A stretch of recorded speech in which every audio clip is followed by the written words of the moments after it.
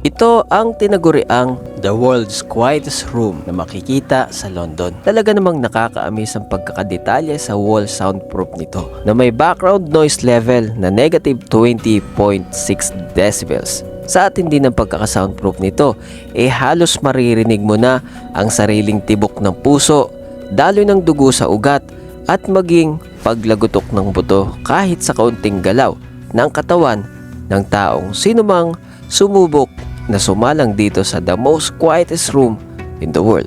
Ang lalaking ito ay pumasok para sumubok na makapagtala ng bagong record na pinakamatagal na taong pumasok sa tinaguriang the quietest room in the world.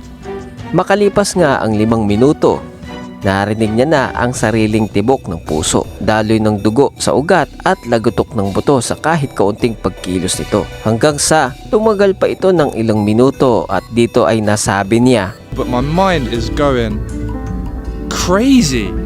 Now it's torture. Sadistic game with myself where I know that I'm tricking myself to see stuff, but I know it's not there and I'm just playing the game with myself.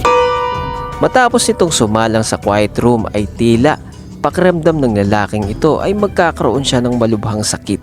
Ikaw, susubok ka ba na pumasok at magtagal dito sa tinaguriang the quietest room in the world?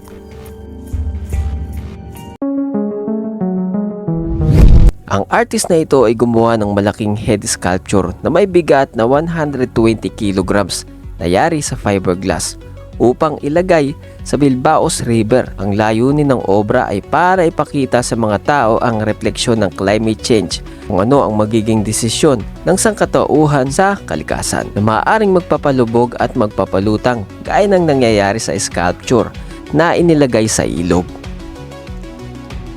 Ang seahorse na ito ay kayang manganak ng hanggang 2,000 babies. Halos kalahating porsyento dito ay kayang mag-survive hanggang pagtanda. Isa sa mga kakaibang nagagawa ng seahorse kaya nilang mag-eggs deposit sa kanilang partner.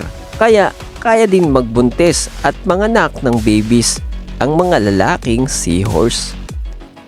Halos gaya din ng seahorse magtulungan ng responsibilidad sa kanilang babies itong yellowhead jawfish dahil sa kakayahan ng babaeng isda na ilipat sa lalaki ang mga anak nito para ingatan sa bibig ng lalaki.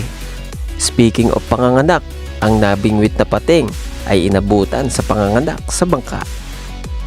Sa lugar ng US California ay may tinatawag na mystery spot kung saan makikita ang bahay na naka-vertical design dahil sa hindi maipaliwanag na anti-gravity sa loob ng bahay na ito. Ang mga taong bumisita dito ay talagang namangha sa loob ng kakaibang bahay na ito. At kung ikaw ay namangha sa itinalakay ko ngayon, don't forget to follow, subscribe para always updated ka sa mga nakaka-amaze na video gaya nito.